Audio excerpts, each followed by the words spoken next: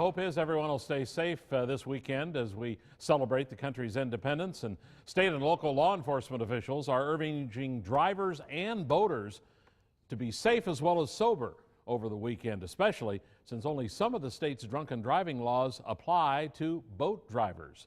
Fox 11's Bill Miston joins us now with more on that. Bill? Tom, the Wisconsin Department of Natural Resources and other law enforcement agencies say they will have their marine units out on Wisconsin's waterways this weekend. But they say their workload depends on a lot of whether people make smart choices. Iffy weather means little action at the City Deck docks in Green Bay. But when the weather's good, Hagemeister Park manager Kurt Cornell says boaters like a good wind and drink in their sails. We do see that they're enjoying the day. But just because some patrons come by boat doesn't mean they get a free pass at imbibing more than the next person. Standard procedure that we do, doesn't matter if you come in a boat, car, or you walk up from the City Deck. We check IDs and make sure everyone's having fun in a safe time. Before you go out, make sure you have a sober driver.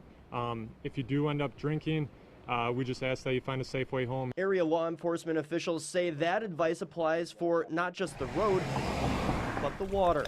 The fact is, boat operators are held to the same legal limit max of 0.08 blood alcohol concentration for operating a vehicle. But the penalties for having open alcohol in a car don't apply to boats. Just once in the last 50 years did a piece of legislation look to specifically fill that gap. That was back in 1995. The bill went nowhere. When it came to the boating, I think we probably looked at what worked and what wasn't working.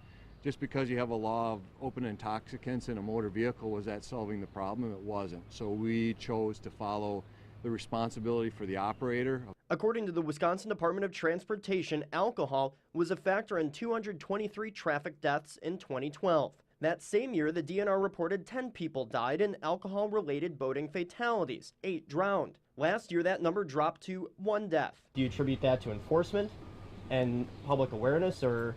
There's a couple other factors. I'm going to say the other probably major factor is going to be weather. The nicer the weather, more boaters and more chances for something to happen. Law enforcement officials say it's best to have a plan for your boating day in place, as weather conditions on the water can change quickly and you never know when a motor problem might pop up. And when all else fails, Get into trouble, give us a call. again, police urge people to plan ahead for their 4th of July plans, whether it's on the roads or specifically on the water. And if you do plan on drinking, don't get behind the wheel of a boat or a car.